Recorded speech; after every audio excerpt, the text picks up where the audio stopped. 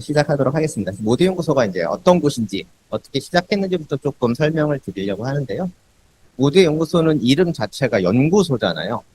회사가 주식회사 모드의 연구소거든요. 그래서 이 어떤 랩 이런 진짜 연구소를 만들고 싶었어요. 근데 기존에는 연구를 한다라고 하면은 뭐 여기 대학원도 있을 수 있고 정부 출연 연구소일 수도 있고 대기업 연구소일 수도 있어요. 보통 이렇게 세 군데 정도가 이제 연구를 하는 곳이라고 볼 수 있는데 조금 무거운 거죠. 연구를 하려면은 뭔가 인생을 걸어야 될 것 같고 뭔가 인생에 많은 걸 투자해야 될 것 같은데 그게 아니라 조금 가볍게 나 뭐 해보고 싶은 게 있다라고 하면은 그냥 해볼 수 있게 하는 조금 가벼운 연구소를 좀 만들어 보면 어떻겠느냐라고 해서 저도 뭐 아까 그 학석박 연구원 생활을 하고 그리고 대기업의 연구원 생활을 했지만 조금 가벼운 연구소를 조금 만들어 보겠다고 해서 회사를 나와서 차렸어요. 네. 그래서 뭐 예를 들면 이런 거죠. 뭐 비타민은 정말 우리 몸에 이로울까? 뭐 이런 연구 하고 싶을 수도 있잖아요. 그럼 뭔가 해보는 거죠. 그래서 저희가 이 뭔가 하고 싶은 연구가 있으면은 모두 연구소에 랩을 만들 수 있고요. 그러면은 분명히 그거에 대한 연구를 하고 싶어하는 사람들이 우리나라 어딘가에 도처에 있을 거다.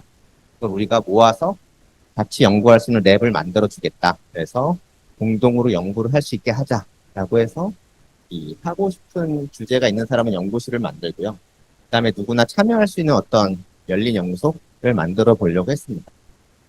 그래서 저희가 처음 시작할 때 3개의 연구소로 시작을 했어요. 2015년 8월에 시작을 했는데 그때 당시에 딥러닝 연구소, 인공지능을 좀 연구를 해보자. 그 2015년 8월이면은 그 알파고보다 1년 전이거든요. 그러니까 사람들이 딥러닝에 우리나라에 적어도 관심 있는 사람 별로 없을 때 이거 좀 가볍게 해보자. 우리도 좀 구경해보자. 라고 해서 딥러닝 랩이 생겼고 여기는 자율주행 드론 랩이었어요. 그때 당시에. 드론 이제 막 사람들이 관심 가지기 시작했을 때 그리고 가상현실 세계에서 좀 그림을 그려볼 수 없겠냐라고 해서 VR2이라는 어떤 랩 3개의 랩으로 시작을 했는데요. 지금 뭐 훨씬 더 다양한 뭐 로봇 연구하는 데도 있고 뭐 주식 투자해서 돈 벌겠다 이런 데도 있고 미디어 아트 전시하려고 계속 랩 활동을 하는 데도 있고 다양한 랩들이 있습니다. 그래서 저희가 돈을 좀 받아요. 비싸진 않고요. 연구 모임에 참여하려면 한 달에 5만 원 정도 좀 돈을 받는데 보통 이제 연구를 한다 그러면 돈을 벌면서 하잖아 연구원들이. 근데 여긴 돈을 내면서 해야 되는데 처음에 2015년도에 시작할 때가 3개의 랩으로 시작을 했고 연말에 하나가 더 생겼어요. 그거는 이제 그로스해킹에 대해서 조금 마케팅 쪽으로 연구하는 그로스해킹 랩이 하나 생겨서 4개로 시작을 해서 지금은 연구 모임이 1년에 한 100개 이상 정도는 생기는 회사가 되었고요. 활동하는 연구원 수는 대략 한 2,000명 이상이 저희의 유무료 어떤 활동에 들어와서 같이 해주시는 분들이 있습니다. 그러다 보니까 이분들이 연구하다가 창업도 막 해요. 그래서 여기 메이사라는 회사가 설립이 되기도 했고 이 친구가 서울대 친구예요. 네, 서울대 학부생 친구이고 지금은 원래 안티드론 연구실에서 드론 잡는 드론 연구를 하다가 그걸로 회사를 차렸다가 지금은 피보팅을 해서 그 건설 솔루션, 드론이 건설 현장을 날아다니면서 공정이나 자재 이런 것들 얼마나 남았는지 이런 거 파악해가지고 하는데 지금은 국내 1위 기업이고 지금 뭐 두바이도 진출을 하려고 하고 있고 굉장히 잘 나가고 있는 회사이고요. 뭐 인그레디언트나 뭐 펄스나 이런 데들도 전부 다 모드연 출신의 연구원들이 나와서 창업을 한 케이스입니다.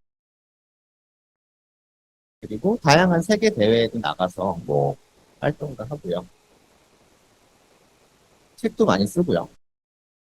저희 컨퍼런스도 열어서 그 2018년도에 그 저희가 AI 양대 허브라는 곳에서 AI 컨퍼런스 저희 학예회예요. 쉽게 얘기하면은 저희 1년 동안 연구원들이 뭘 했으니까 우리 이런 거 하고 놀았어요. 이렇게 발표하는 자리인데 이때 당시에 300명이 오셔가지고 들으셨고 유료 컨퍼런스였어요. 뭐 비싸진 않고 역시나 2만 원 정도 내가지고 오는 유료 컨퍼런스인데 불구하고 300분 정도 오셨고 2019년도엔 여기가 이제 조금 작아서 저희 서울대에서 했어요.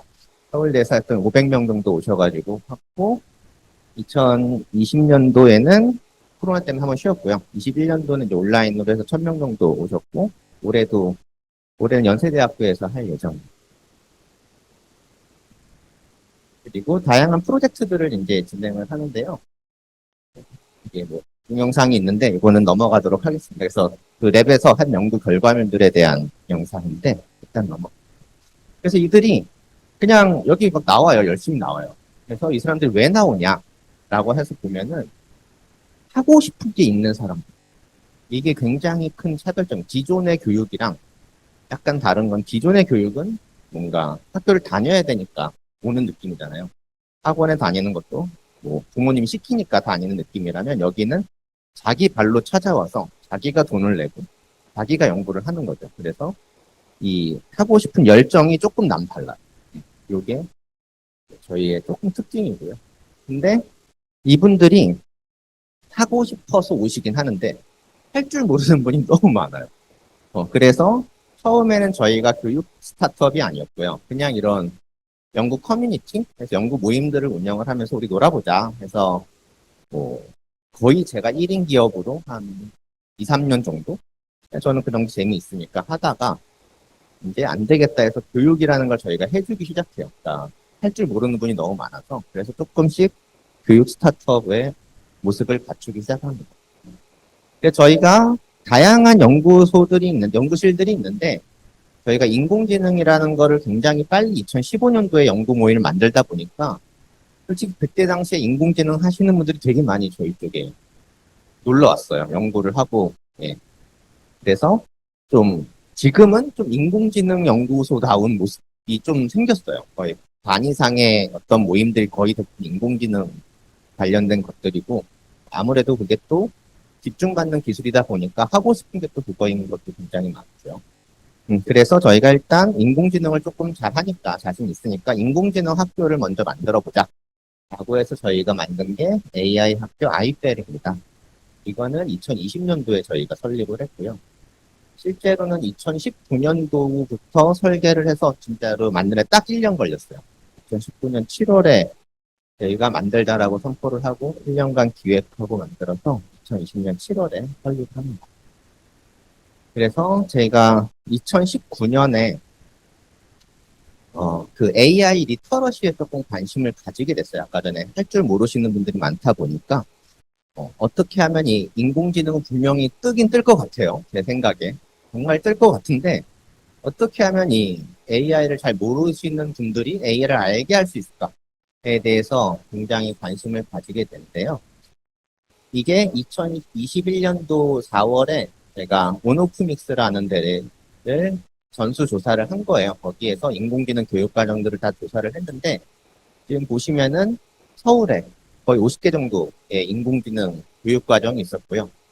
지역에는 몇 개 없어요. 없는 곳들도 굉장히 많고요. 네, 그래서 서울에 우리나라 인구의 20%가 살고 있는데 인공지능 교육과정은 80%가 들어가 있는 거죠. 지역에는 있는 청년들은 80%는 지역에 있는데 거긴 인공지능 교육과정 20%밖에 없는 거예요.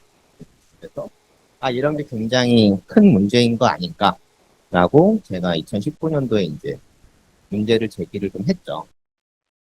그래서 근데 이게 뭐가 문제가 되냐면은 저보다 더 잘 아시겠지만 기술이 이제 굉장히 발전을 하면 우리의 삶은 어떻게 되죠? 풍요로워지죠. 기술이 발전을 했다라는 거는 생산성이 엄청 향상이 된다는 뜻이잖아요. 그래서 뭐 옛날에는 뭐 이런 옷 하나가 되게 비쌌었는데 요즘은 이런 옷이 굉장히 싸지듯이 기술이 발전하면은 모든 굉장히 저렴한 가격에 양질의 어떤 것들을 누릴 수 있어요. 근데 그렇게 되는 반면 이 부가 그 기술을 아는 사람에게로 확 쏠리는 거죠. 옛날에는 그냥 우리 다 농경 재배하고 이럴 때는 각자 알아서 그냥 먹고 살았다면 공장이 되고 이러면은 공장을 가지고 있는 기주에게 돈이 쏠린다거나 그런 것처럼 인공지능 역시도 뭐 기업도 마찬가지죠. 이번에 뭐 카카오가 좀 문제가 되긴 했지만 어떤 플랫폼 회사들, 지금 시가총액 높은 회사들 보면 거의 대부분 플랫폼 회사들이잖아요. 어떤 데이터를 가지고 있는 회사들이죠. 그들이 이런 인공지능 기술들을 가지고 뭐 사람을 조종한다고 하기엔 좀 그렇지만 어쨌든 간에 그 데이터를 바탕으로 그 서비스가 없으면 안 되게 만들잖아요. 저희가 그거 익숙해지고, 그래서 기업들도 이 데이터를 가지고 있는 기업과 그러지 않은 기업 간의 이 양극화가 되어 가고 있고요. 개인도 마찬가지예요. 개인도 이 인공지능 기술을 아는 친구들과 모르는 친구들, 청년들 보면은 저희 연구원 다니는 청년 세대들 20대 후반 정도면은 진짜로 인공지능 개발자 하면 연봉이 한 1억 5천 내외 정도까지 가요. 2억도 있는 전 본 적 있고. 네, 그러니까 이런 친구도 있는 분명. 뭐 취업이 안 돼서 힘들어 이런 친구들도 많이 있잖아요. 그러니까 이게 격차가 이제 굉장히 심해질 수 있는 거죠. 그래서 여기 세대 내 격차라는 거는 지금까지는 기성세대와 청년세대 간의 어떤 격차 때문에 사회적으로 많은 문제가 야기되고 있는데 저는 5년, 10년 정도 지나면은 같은 청년 세대들끼리도 사회적 격차가 엄청 날 거라는 거죠. 그러면은 또 싸우고 있을 거냐. 그래서 뭐 적어도 이 AI라는 게 뜬데 나도 한번 해보고 싶어 라는 생각이 있으면은 적어도 교육의 기회는 제공을 해줘야 되는 거 아닌가 누군가는.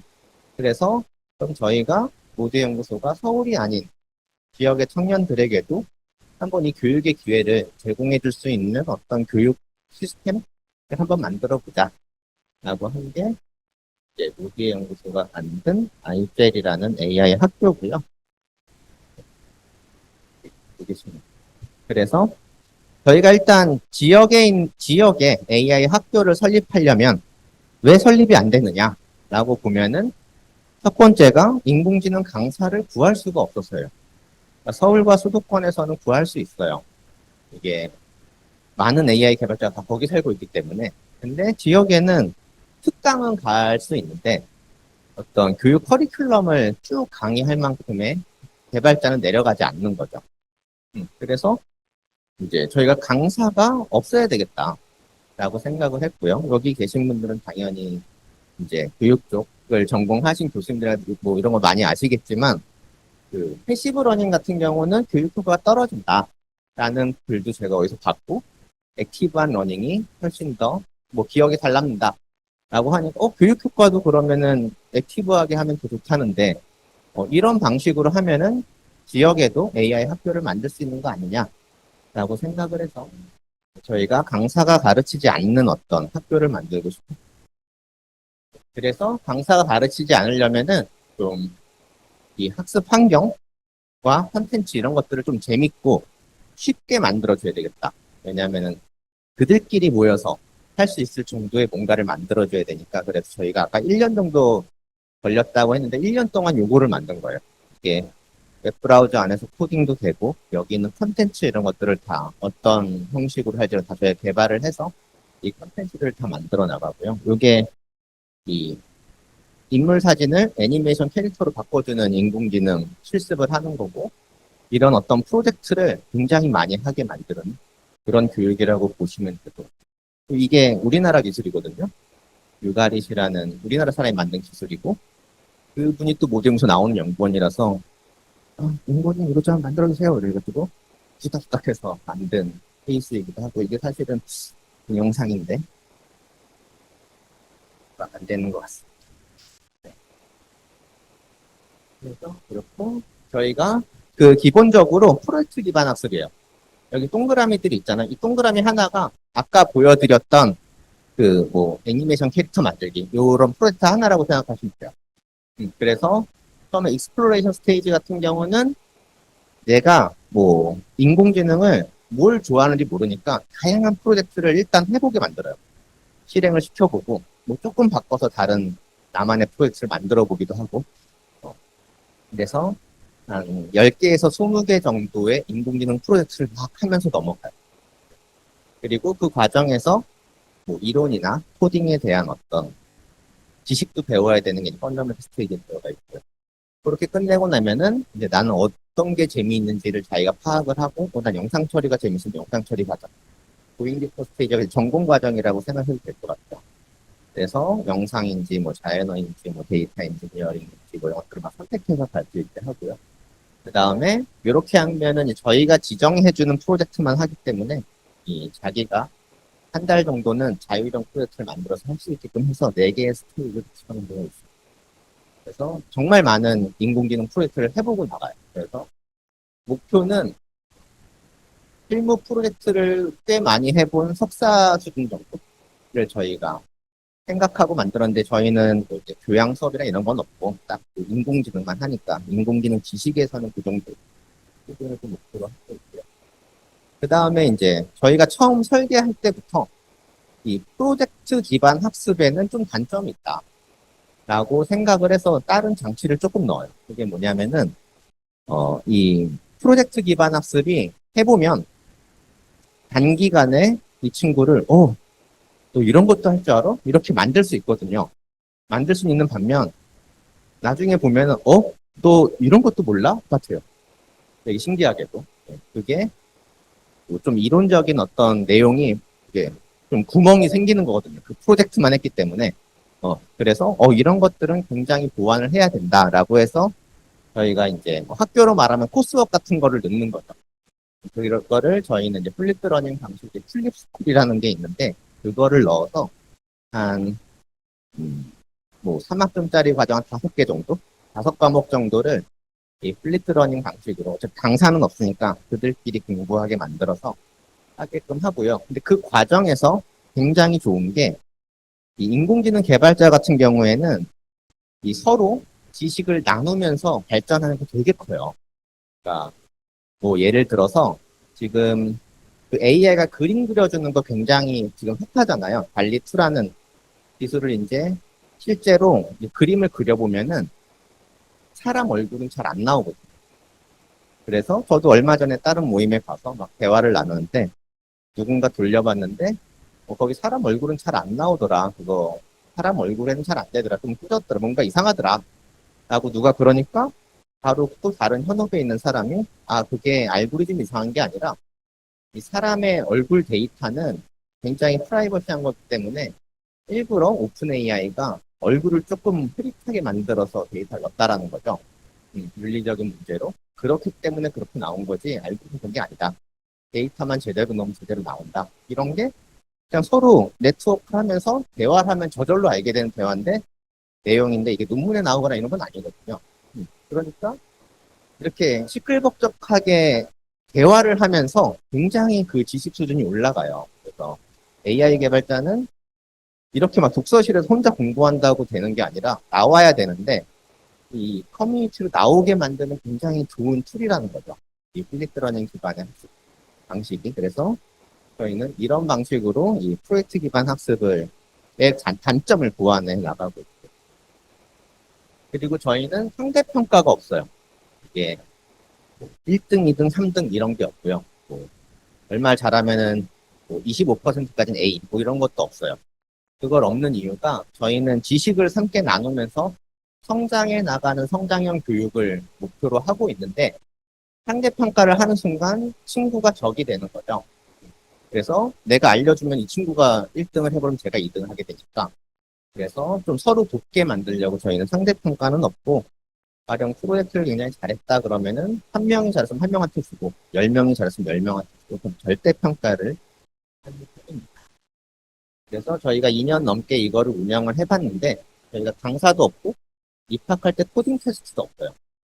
하고 싶어 하는지를 보고요. 면접을 보고. 상대평가도 없어서 사실은 운영자가 엄청 갈리는 학교거든요. 이게 익숙하지 않은 유아인 거죠. 학생들한테. 그래서 그래도 지금 전국에 7개 캠퍼스가 있고요. 서울에 2개, 대전, 인천, 대구, 울산, 부산이 있고, 아까 말했던 그 프로젝트 같은 게 300개 이상 저희가 가지고 있어서, 그 학기 시작할 때 저희가 이번에는 한 이런 거 60개를 만들어서 해보자. 그래서 커리큘럼을 설계해서 하고요. 이게 6개월 과정이고 무료 과정이에요. 고용노동부 펀드로 하기 때문에 학생들은 무료로 할 수 있는데 수료율 92% 정도 나오고 있습니다. 그리고 뭐 다양한 프로젝트 하고 있는 같은 얘기. 이게 이제 서울이 아니어도 정말 되는지를 저희가 보여준 예인데요. 이 고용노동부에서 K-디지털 트레이닝이라는 사업에 태워서 하고 있는 거거든요. 그래서 이 저희처럼 조금 신기한 교육을 하는 업체들을 다 모아서 여기 그 사업에 많이 들어와 있는데 거기에서 다 모아놓고 K 디지털 해커톤이라고 그 대회 같은 걸 열었어요. 근데 저희는 대전 캠퍼스에 있는 데서 세 팀이 나갔거든요. 그중에 두 팀이 1등이랑 2등을 했어요. 저희 빼고 그때 참여했던 기관들이 아마도 내 추측엔 전부 다 서울에 있을 거예요. 근데 저희는 지역에서 나갔거든요. 근데 저희가 1등, 2등을 하고 1등을 한 팀이 팀장이 19살 고등학교 졸업하고서 온 친구인데 대학교를 안 가고 인공지능 해보고 싶다고 여기를 와서 그리고 그 결과로 창업도 했고요. 이제는 대학교도 가겠다라고 해서 제가 추천서도 써주고 그래서 정말로 서울이 아니어도 청년들에게 교육의 기회를 제대로 제공을 해주고 있다라는 어떤 증거가 됐죠. 생각을 하고 있고요. 그런 걸 하다 보니까 또 이제 얼마 전에 상장했죠. 그 소카에서 이제 그때 이 데이터 그룹장이랑 만나가지고 막 얘기를 하면서 기업 인재도 같이 양성을 해보자. 소카 같은 경우에 이제 되게 똑똑한 친구들이 많이 가는 좋은 회사인데 아무리 똘똘한 친구들을 뽑아도 3개월은 이 필드 데이터들을 모르기 때문에 리얼 데이터로 뭔가 좀 연습을 시키고 나야 진짜로 실무에 적용할 수 있더라라고 하시길래 그러면은 저희가 그 실제 데이터 그 프로젝트 하시는 거를 미리 이 학교에서 다 가르쳐주고 졸업을 배출하겠다. 그러면 졸업하자마자 데려가면 바로 쓰실 수 있는 거 아니냐.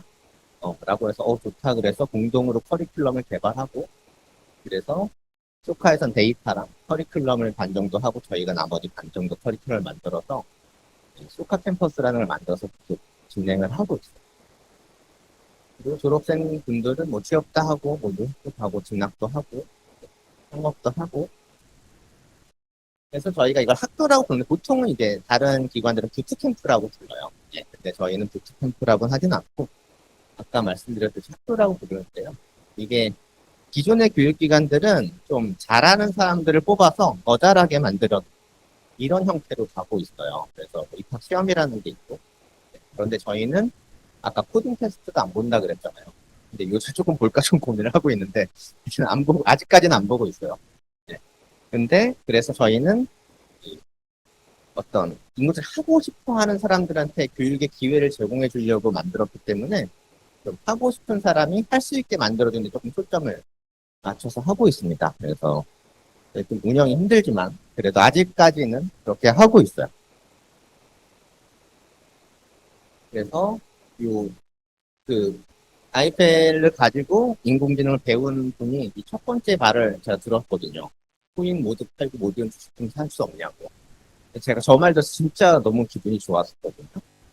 그래서 이게 실제 연구원이 한 말이에요. 여기까지가 저희가 7년간 해온 거예요. 예. 그래서 그러면 우리가 다음 7년은 뭐 할 거냐에 대해서 이제 저희가 8월 10일이 생일이거든요. 그러니까 2달 전이 생일이었어요. 요 모두연구소의 생일. 2달 전에 이제 저희 직원들이 한 100명 정도 되는데 직원들 모아놓고 다음 7년의 비전 선포식이다. 이래가지고 이제 했던 자료를 갖고 왔는데 이제 저희가 그럼 다음 7년은 뭐 할 거냐에 대해서 조금 보여드리려고 합니다.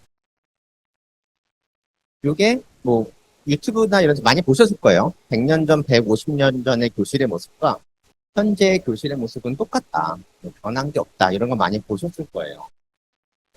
그래서 근데 이런 형태의 그 교육 같은 경우는 어떻게 되죠? 이 학생들을 다 표준화된 교육을 가르치기 때문에 다 어떻게 될까요? 비슷한 사람으로 만든다고 보는 게 맞죠. 비슷한 교육을 해주니까.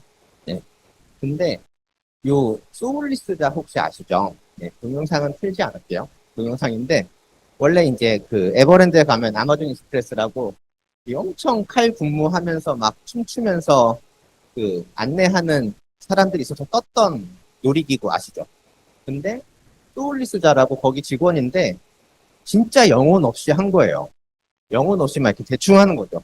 근데 엄청 인기를 끌었어요. 그럼 요즘에 되게 공정한 사회에 목매 달아있는 MZ 세대라고 하는데 정말 열심히 하는 친구는 별로 못 떴는데 진짜 대충한 친구는 떠가지고 광고 엄청 나오고요. TV 엄청 나와요.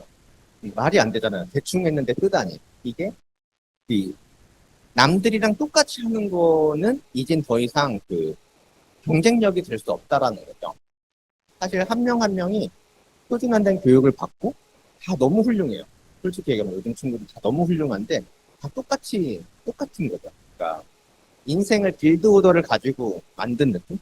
근데 굉장히 독특하기만 해도 일을 열심히 안 해도 뜰 수 있다는. 그래서 이런 어떤 100년 전 교실의 그 표준화된 어떤 교육들은 문제가 있다라고 생각해서 상당히 많은 대안학교들이 나와 있어요. 뭐 저보다 훨씬 더 잘 아시겠지만 뭐 에꼴 42도 그렇고 점점 글로벌하게 학교가 늘어나잖아요. 최근에 몇 개까지 늘었는지 제가 정확히 모르겠는데 한 3, 40개 정도 될 거야 아마 글로벌하게. 그리고 뭐 미네르바 스쿨 이런 것도 당연히 많이 아실 거고. 요거는 투모라는 학교입니다. 여기도 굉장히 잘하고 있고. 굉장히 많아요. 성공적인 대안학교들이. 그래서 그러면 이 대안학교는 정말로 성공했느냐라는 거죠. 제가 가진 의문점은 저는 성공하지 못했다고 보는 거예요. 이게 성공했다면은 100년 전 교실의 모습이 다 없어져 있어야죠. 근데 아마도 지금 전 세계 교육 99.9%는 예전 교실의 모습일 거예요. 그죠? 대안학교 자체는 성공을 했을 수 있는데 조금 일부인 거죠. 그래서 제가 생각한 그 이유는 기존의 대안학교들은 어떤 작은 5% 정도의 사람에게만 맞는 어떤 모델이라는 거예요. 그래서 거기 오는 사람은 자기 주도적이고 열정적이고 하고 싶은 게 있는 사람이 그 대안학교 가면 너무 좋아요. 근데 저는 되게 수동적이고요. 뭐 시키면 이렇게 숨어 있고 굉장히 이렇게 열정이 없는 사람이다. 그러면 안 맞는 거예요. 그런데 가면 아마 바로 나올 거예요. 그러니까 이 95%의 학생을 품지 못하면 이 교육에서의 혁신을 할 수 없다라는 게 이제 저의 생각이거든요. 그리고 모두연구소 역시도 아까 전에 저희는 하고 싶은 열정 있는 분이 들어오는 게 굉장히 독특한 차이점이다. 라고 했는데 그런 사람들이 5%밖에 안 되는 거죠. 그래서 그렇지 않은 학생들이 들어오면은 왜 강의식으로 안 가르쳐줘? 이러고 적응을 못해. 근데 그럼에도 불구하고 이제는 누군가 100년 전의 교실의 모습을 없애야 되지 않겠느냐. 우리가 다음 7년은 이걸 해보겠다라고 이제 저희가 선포를 한 거고요. 네, 그래서 우리의 핵심 철학은 이거예요. 저희의 슬로건은 Share Value Grow Together. 지식을 함께 나누면서 함께 성장하는 성장형 교육이요. 지식 전달형 교육이 아니라 지식을 나누면서 하는 성장형 교육이고 이 철학을 유지하면서 95%를 품을 수 있는 교육 시스템, 교실을 만들어 보자라는 게 저희가 7년간 할 거고요. 그래서 경쟁사 분석을 좀 해봤죠. 100년 전 교실을 경쟁사로 놓고 그럼 100년 전 교실은 왜 안 무너질까? 굉장히 견고한 성이고 굉장히 옵티마이즈 된 거거든요. 우리한테 맞는 거예요. 그거는. 이게 나쁜 게 아니라 그렇게 된 거예요. 세상이. 네, 그래서 그 성을 어쨌건 간에 분석을 해보면 일단 제가 첫 번째가 목표가 단순해요. 대학교를 예를 들면 4년만 다니면 어쨌든 졸업장 나와요. 그럼 내 4년만 어떻게든 하면은 졸업하고 뭔가 이제 할 수 있을 것 같아. 라는 느낌을 주잖아요. 성장형 교육. 언제까지 성장해야 돼요? 처음에 좀 재밌죠. 좀 지나면은 아직 또 성장해야 돼요. 또 성장, 끝이 없죠. 그냥 평생 성장을 해야 되는데 힘들잖아요.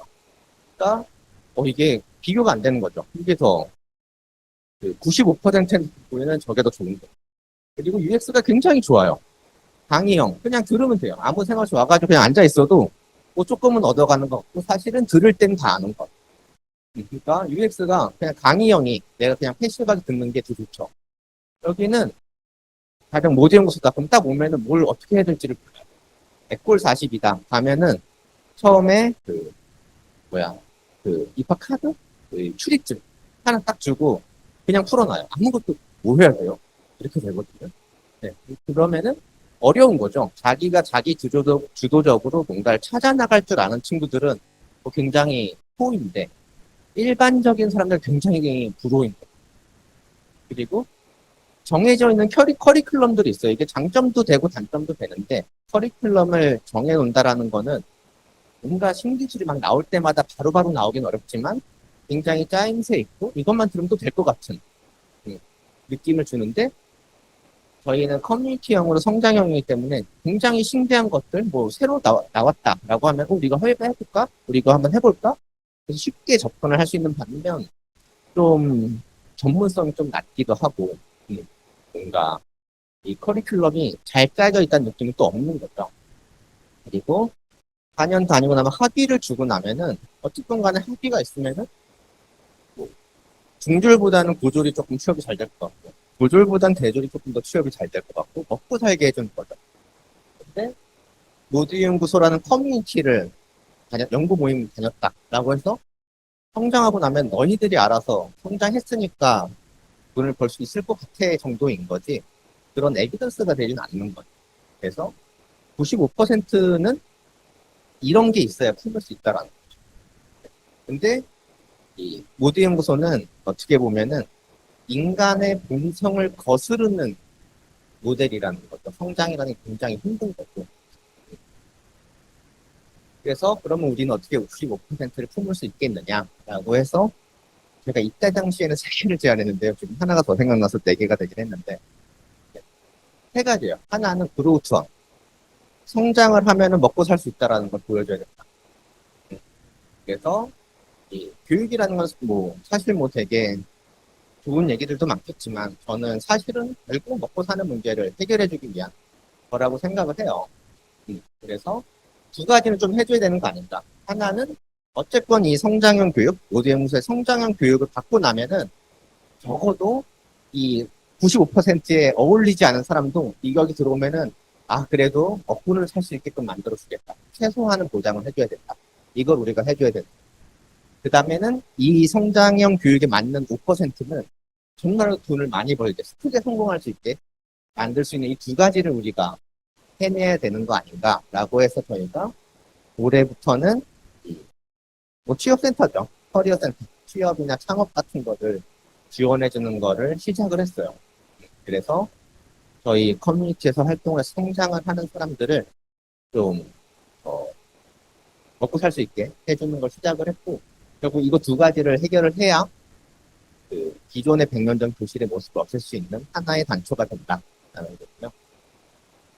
2번째는 그로스 트레이닝. 어차피 이거는 인간의 본성을 거스르는 모델이라고 했잖아요. 대안학교들은 5%한테만 맞는다고 하면은 이거를 우리의 고객을 10%로 늘리는 거죠. 성장이라는 게 괜찮고 한번 해보고 싶은데 라는 느낌을 지금 5% 우리가 알려주는 거예요. 그래서 뭐 예를 들면은 저희는 항상 뭐 회의를 하고 뭔가 업무를 하고 나면 이제 KPT라는 이제 회고라는 걸 하거든요. 그래서 우리가 잘한 행동은 계속 킵 할 수 있게 하고 문제가 있던 프라블럼은 뭐 이렇게 트라이를 해보자. 그래서 KPT라고 하는데 그걸 하면 할수록 잘하는 행동은 계속 잘하고 있고 뭔가 문제 있던 건 이렇게 새로운 시도를 하기 때문에 조금씩 나은 사람이 되고 이게 조금 쌓이면은 굉장히 훌륭한 사람이 되고 이런 것처럼 이런 어떤 성장이라는 키워드에 맞는 사람들로 저희가 조금씩 가르쳐 주는 거예요. 트레이닝을 해주는 거예요. 그래서 5%를 10%로 늘리고 10%를 20% 늘리다 보면은 어느 순간 어느 한계를 넘어서면은 확 퍼질 것 같다. 이런 것들을 해야 된다라는 문화가 여기까지 나가게 만들자. 일단 요 그림 보시면 알겠지만 금연, 운동, 야식공식, 다이어트 다 인간의 본성을 거스르잖아요. 힘들잖아요. 대안학교도 저는 저게 하나 있어도 된다고 생각합니다. 그다음에 3번째가 성장에 대해서 아주 단순한 에비던스를 하나 있어야 된다. 그러니까 지난 그 교실의 모습에서는 학위 이런 게 있었잖아요. 4년만 다니면 이런 게 있었잖아요. 그런 것처럼 성장도 너가 그럼 지금 성장을 얼만큼 했는지 객관적인 지표를 쉽게 볼 수 있는 어떤 것이 있어야 된다. 그래서 이거를 저희가 설계를 하고 있어요. 그러니까 설계라기보다는 지금 아이디어 수준을 내고 있는데 제가 봤을 때는 괜찮은 아이들이 좀 나오고 있어요. 그래서 그건 딱 보면 나는 내 성장 점수가 70점이야. 그러면은 대충 이 친구는 성장을 되게 잘하는 사람이다라는 에비던스만 보여줄 수 있으면 이게 공신력만 있다면 이걸 올리려고 막 노력을 하게 됐고, 그리고 그게 그래서 기업에 뭐 취업을 할 때 연봉에도 반영이 될 수도 있고 취업에 성공에 반영될 수도 있고 이런 어떤 거를 만들어 나가줘야 우리는 또 95%를 받을 수 있을 거다라고 해서 세 개, 그로우투원이랑 그로스 트레이닝이랑 에비던스 세 개를 우리가 해내야 된다라고 일단 이야기를 했고, 그래서 이게 저희 전사 전략 목표인데 그걸 바탕으로 그럼 우린 뭘 해야 되냐 했죠. 그래서 우리는 앞으로 7년 동안에는 이 성장형 교육을 완성해서 커뮤니티 기반의 성장형 교육을 완성해서 100년 전에 지식 전달형 교육을 바꿀 거다라는 거고요. 그런 거를 하려고 하고 있습니다. 이게 뭐 저보다 훨씬 더 교육 전문가 분들 앞에서 이런 발표를 하니까 조금 민망하기도 한데 어쨌건 저희가 해보려고 하니까 많은 응원을 부탁드리겠습니다. 여기까지 모두연구소 김승일이었습니다. 감사합니다.